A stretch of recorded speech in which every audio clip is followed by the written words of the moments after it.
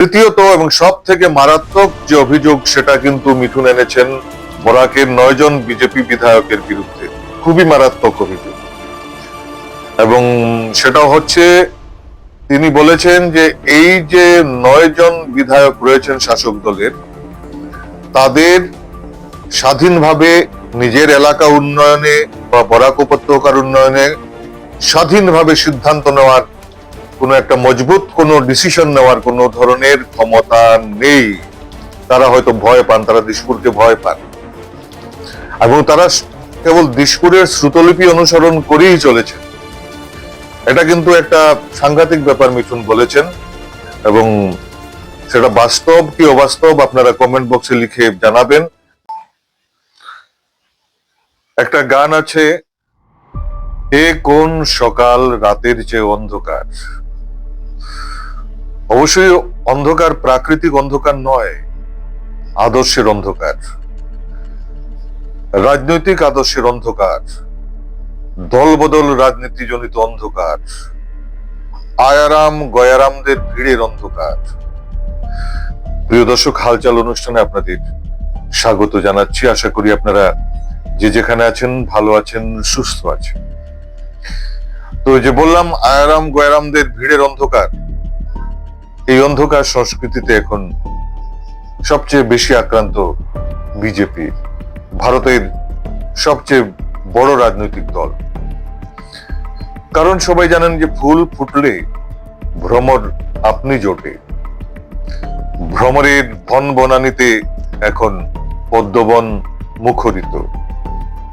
গুনগুনানির আওয়াজে শোনা যাচ্ছে না বিরোধী কণ্ঠস্বর।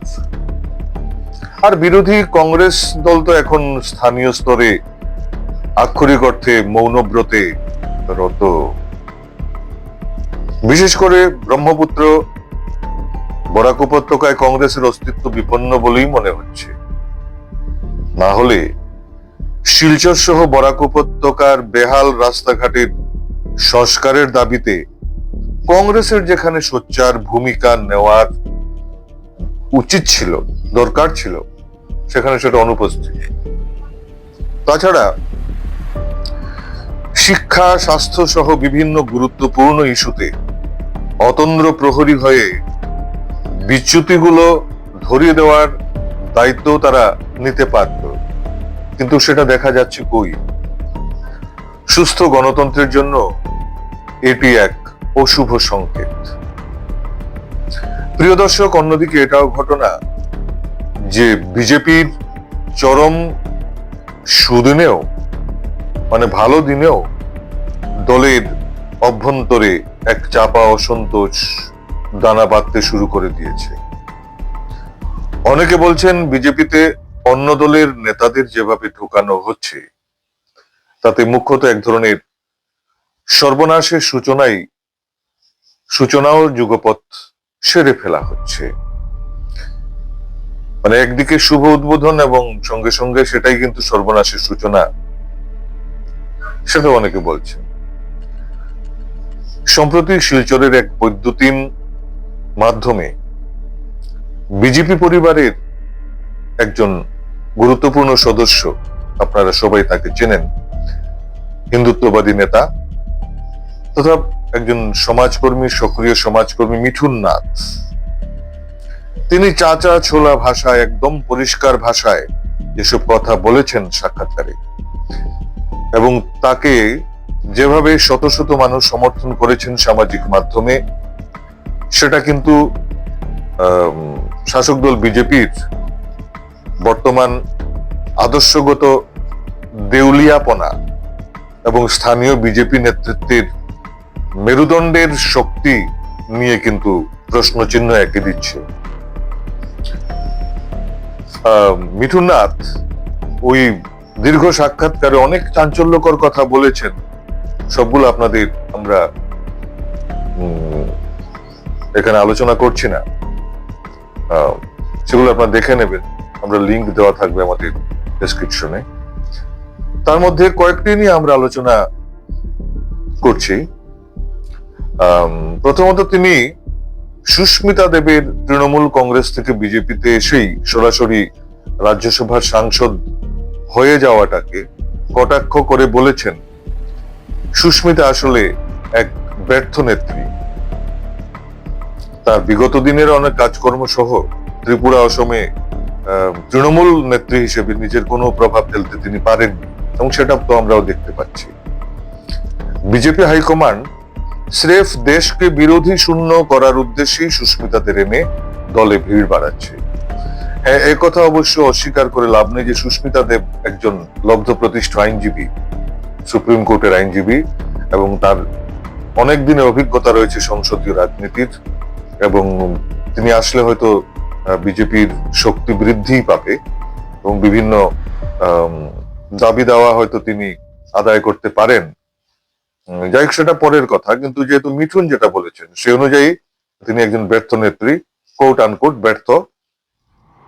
দ্বিতীয়ত, মিঠুনের মতে বিজেপি আমলে হিন্দুদের সার্বিক অবস্থা ভালো নয় আর্থ সামাজিক দৃষ্টিতে, অথচ বিজেপিকে হিন্দুত্ববাদী দল বলা হয়।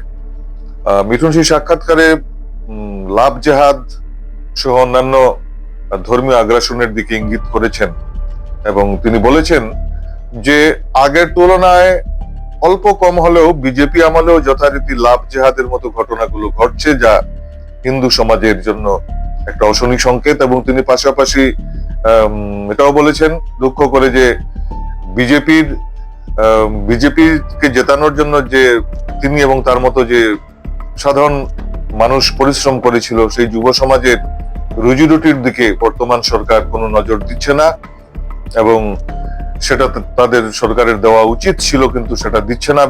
বিজেপি কিন্তু হিন্দুদের দুর্বল করে দিচ্ছে, সেটা মিঠুননাথের একটা মস্ত বড় অভিযোগ।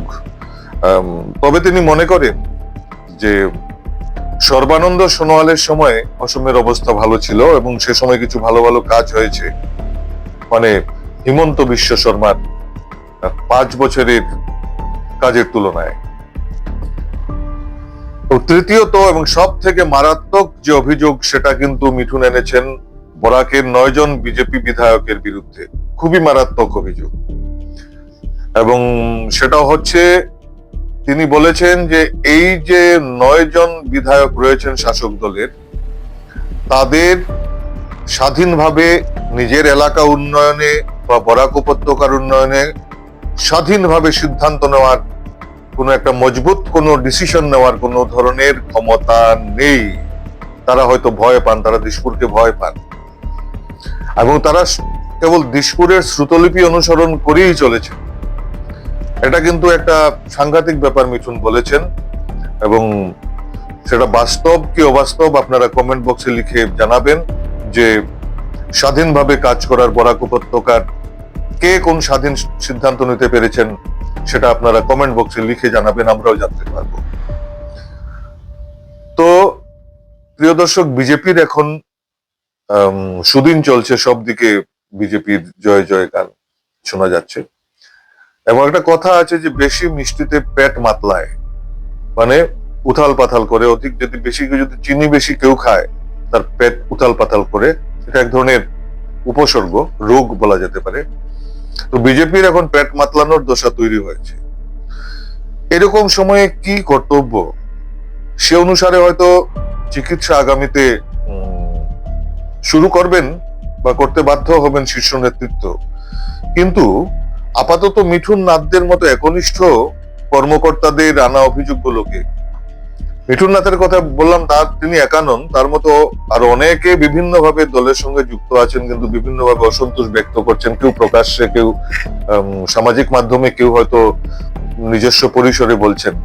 কিন্তু এই যে কর্মকর্তাদের যে অভিযোগ গুলো এনেছেন, সেই আওয়াজটা কিন্তু দলের ভিতর থেকেই উঠছে, এবং আপাতত এগুলোকে একেবারে নস্যাৎ করে দিলেও আগামীতে কিন্তু খেসারত গুনার সমূহ সম্ভাবনা রয়েছে বলে মনে করা যায়।